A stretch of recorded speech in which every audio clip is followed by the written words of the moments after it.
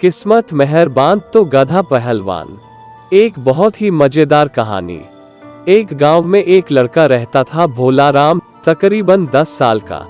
जैसा नाम वैसा ही काम, बहुत ही भोला भाला और कमजोर बुद्धि का बालक, दुनिया की चतुराई से अनभिज्ञ।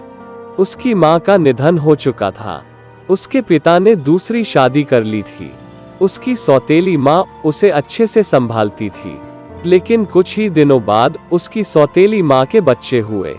धीरे धीरे उस सौतेली माँ का व्यवहार बदलने लगा और वह उसे तरह तरह से प्रताड़ित करने लगी। लेकिन वो लड़का बहुत भोला भाला था, उसे यह बात समझ नहीं आती थी। वो अपनी माँ के बताए अनुसार ही चलता था।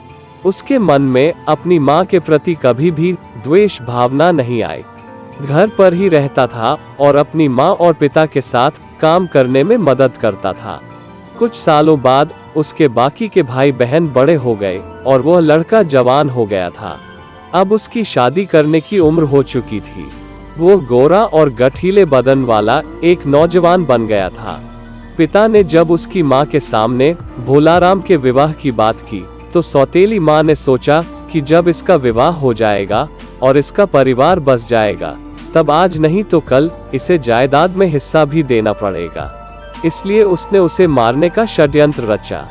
उसके पिता बहुत भोले भाले थे और दिन भर खेतों में काम करते रहते थे, इसलिए उनको इस बात की भनक भी नहीं लगी। एक दिन उस सौतेली माँ ने लड्डू और पूड़ी बनाए और एक पोटली में पूड़ी और लड्डू बांधकर जंगल के रास्ते अपने मामा के घर संदेश पहुंचाने के बहाने भोलाराम को भेजने का उपाय किया। षड्यंत्र के तहत उसकी माँ ने उसके लड्डू में जहर मिला दिया था। उसने लड़के से कहा कि तुम्हें जब रास्ते में भूख लगेगी तब तुम इसे खा लेना और आधी रोटी और लड्डू अपने मामा के घर ले जाना। लड़का अपनी माँ की बात मानकर सुबह सुबह ही नहा धोकर तैयार होकर पोटली लेकर अपने मामा के घर संदेशा पहुंचाने के नाम से घर से निकल पड़ा। चलते चलते वह जंगल तक पहुंच गया।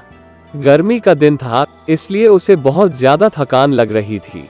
जब वो जंगल के बीच में पहुंचा तो वो बहुत ही थक चुका था। उसने सोचा कि यहाँ पर थोड़ी देर आराम कर लेते हैं। उसने एक छोटे झरने के किनारे बड़े से पत्थर पर अपनी पोटली रखी और पत्थर की खोह में आराम करने लगा। थोड़ी देर बाद वहां एक हाथी आया। हाथी लड्डू की सुगंध पाकर पोटली के पास पहुंचा। हाथी ने अपने सूंड से उस पोटली को खोल दिया और उसमें के लड्डू और पूड़ी खा लिए। इस बीच उस लड़के की नींद भी खुल गई और उसने देखा कि वो हाथी उसके खाने को बर्बाद कर रहा है। गुस्से में आकर उसने हाथी को मारना शुरू किया। हाथी ने उसे अपनी सूंड में लपेट लिया। वो अपने मुट्ठी से उसके सिर पर बार बार वार कर रहा था। उधर से राजा की सेना उस हाथी का पीछा करते हुए आ रहा था और जोर जोर से चिल्ला रहे थे। उन्होंने देखा कि एक लड़का हाथी को कैसे मार रहा है। थोड़ी ही देर में वो हाथी जहर के प्रभाव से गिर पड़ा और थोड़ी ही देर में उसकी मृत्यु हो गई। सिपाही चिल्लाने लगे कि यह बहुत बलवान लड़का है, जिसने अपने मुक्के के प्रहार से इस विशालकाय हाथी को मार दिया, और वे नाचने लगे। सिपाहियों ने उस लड़के को बताया कि यह राज दरबार का हाथी है। कुछ दिन पहले ही पागल हो गया और राज दरबार से भागकर लोगों को घायल कर रहा था, इसलिए हम इसे पकड़ने आए थे। राजा ने इस हाथी को मारने के आदेश दिए हैं।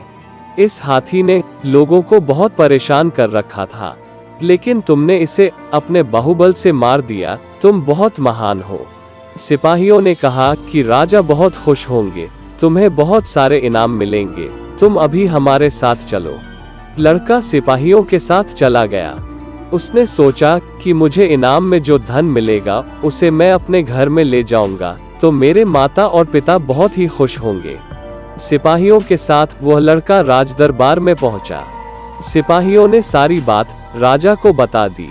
राजा बहुत खुश हुए और उसे 100 सोने की स्वर्ण मुद्रा इनाम के रूप में प्रदान की। राजा ने पूछा कि तुम क्या काम करते हो? लड़के ने कहा, मैं अपने पिता के साथ खेतों में काम करता हूँ। राजा ने कहा, तुम बहुत बहादुर और शक्तिशाली हो, तुम्हें हमारे दरबार में एक वीर योद्धा के रूप में होना चाहिए। लड़का यह सुनकर बहुत ही खुश हुआ और उसने राजा की बात मान ली और वहां पर सैनिक का प्रशिक्षण लेना शुरू कर दिया। उसकी मेहनत को देखकर राजा ने उसे सेना की एक टुकड़ी का सेनापति बना दिया। इधर बहुत दिनों तक उस लड़के की कोई खोज खबर नहीं थी, इसलिए उसके परिवार वालों ने उसे मृत मान लिया और उसकी सौतेली माँ मन ही मन बहुत ही खुश होने लगी। थोड़े ही दिनों बाद एक शेर ने राजा के राज्य में उत्पात मचाना शुरू कर दिया और लोगों को मारना शुरू कर दिया। राजा ने तुरंत ही अपनी सेनाओं के सेनापतियों को आदेश दिया कि उस शेर को ढूंढ कर मार दिया जाए। भोलाराम भी अपनी टुकड़ी के साथ उस शेर को पकड़ने के लिए जंगल में छान मारने लगा। एक दिन जब वो अपनी सेना के साथ शेर को ढूंढ रहा था, तब उसी जंगल में एक किसान मिला। किसान ने उससे कहा कि सेनापति जी, मेरा एक बैल घर से भागकर घने जंगल में आ गया है। मैं उसे तलाश करते करते थक गया हूँ।